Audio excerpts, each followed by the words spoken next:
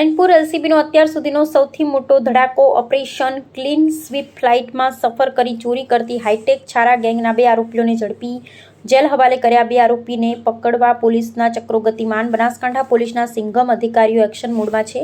Police અધિક્ષક પ્રશાંત સુંબે અને range IG Parikshita રાઠોડની સીધી નજર હેઠળ પાલનપુર એલસીબી ટીમે આંતરરાજ્ય લેવલે આતંક મચાવતી કુખ્યાત છારા ગેંગના 2 આરોપીઓને પકડી જેલ હવાલે કરેલ।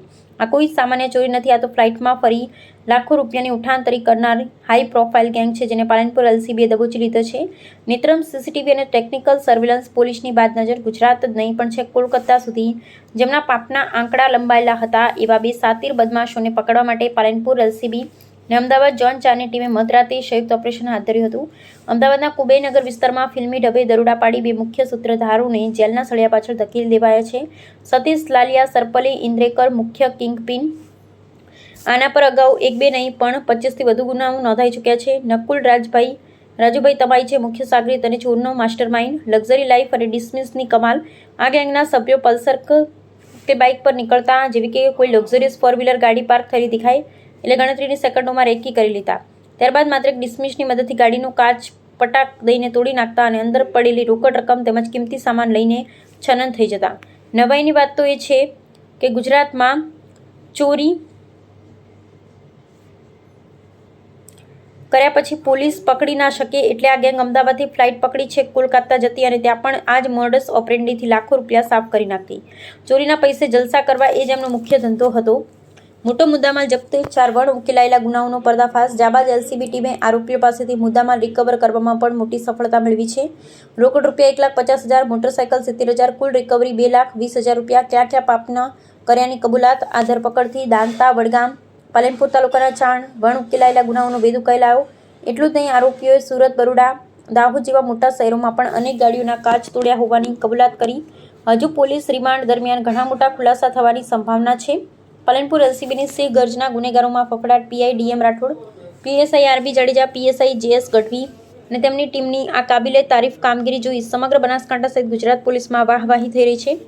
ગેંગ ગમે તેટલી હાઈટેક કેમ ન હોય પણ જ્યારે એલસીબીની ત્રીજી આંખ સક્રિય થાય ત્યારે ગમે તેવા પાપીઓનો પણ ઘૂંટણીએ પડવું જ પડે છે।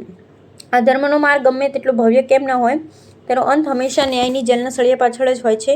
સચ્ચાઈની જીત નિશ્ચિત છે। બનાસકાંઠા પોલીસ, તમારી સુરક્ષા અમારો સંકલ્પ। ન્યૂઝ 16 ગુજરાતી પળે પળની સચોટ અપડેટ અહેવાલ જયંતિભાઈ ઠક્કર।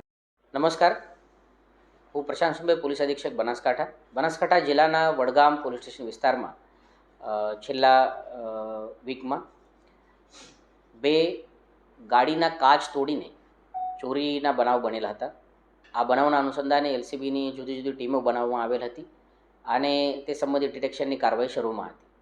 આ ડિટેક્શન દરમિયાન તે દિવસે અને તેનાથી 1-2 દિવસ પહેલાંના સીસીટીવી ફૂટેજ ચેક કરીને લગભગ 500થી વધુ સીસીટીવી કેમેરા ચેક કરીને આરોપીની અને તેના વ્હીકલની ઓળખાણ કરવામાં આવેલ।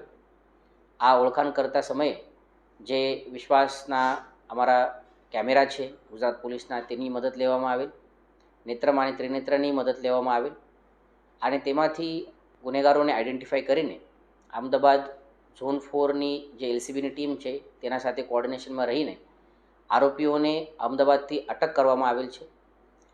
2 આરોપીઓને અટક કરવામાં આવેલ છે, જેનાથી પહેલા આરોપી સતીશ લાલિયા સરપલી કરીને છે, જેના ઉપર અત્યાર સુધી 27 જેટલા ચોરીના ગુના રજિસ્ટર્ડ છે। બીજા આરોપી નકુલ રાજુભાઈ તમાઈ છે કરીને છે, જેના ઉપર 16 જેટલા ચોરીના ગુના દાખલ કરવામાં આવેલ છે।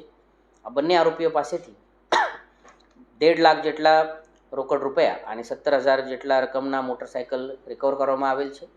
આના સિવાય 2 આરોપી વોન્ટેડ છે, પારસ અને જયંતિ, જેના ઉપર 22 અને 8 જેટલા ચોરીના ગુના દાખલ છે। આ જે ગેંગ છે આ ગુજરાત રાજ્યના જુદા જુદા જિલ્લાઓમાં ચોરીના ગુનાઓ કરતી હોય છે। અત્યાર સુધી તેઓને જે ગુનાઓની માહિતી છે તે સુરત, બરોડા, અમદાવાદ, દાહોદ ખાતે તેઓ દ્વારા આ ગુના કરવામાં આવેલ છે તે પ્રમાણે માહિતી અમારા પાસે છે। તપાસમાં તેની અન્ય વિગત અમારા પાસેથી અમારી પાસે આવી જશે। આના સિવાય આ ગેંગની એક જુદી એમો આ પ્રમાણે હતી કે ફ્લાઇટના મારફતે દેશના જુદા જુદા મોટા શહેરોમાં જઈને આ લોકો ચોરીઓ કરતા હતા, જેમાં ખાસ કરીને કોલકાતા જઈને આ લોકો દ્વારા કોલકાતાના હેસ્ટિંગ્સ, નોર્થ પોર્ટ અને અલીપોર પોલીસ સ્ટેશનમાં ચોરીઓ કરવામાં આવેલ છે તે પોલીસ સાથે પણ અમે સંપર્કમાં છે. આ ગેંગના પકડવાથી જે કાચ તોડીને ચોરી કરવાની જે ચોરીઓ હતી તેના ઉપર અંકુશ આવે તે પ્રમાણે અમારી અપેક્ષા છે. અત્યારે ઇન્વેસ્ટિગેશન શરૂ છે. ઇન્વેસ્ટિગેશન દરમિયાન હજુ પણ માહિતી સામે આવશે તે પ્રમાણે અમારા પ્રયત્ન છે.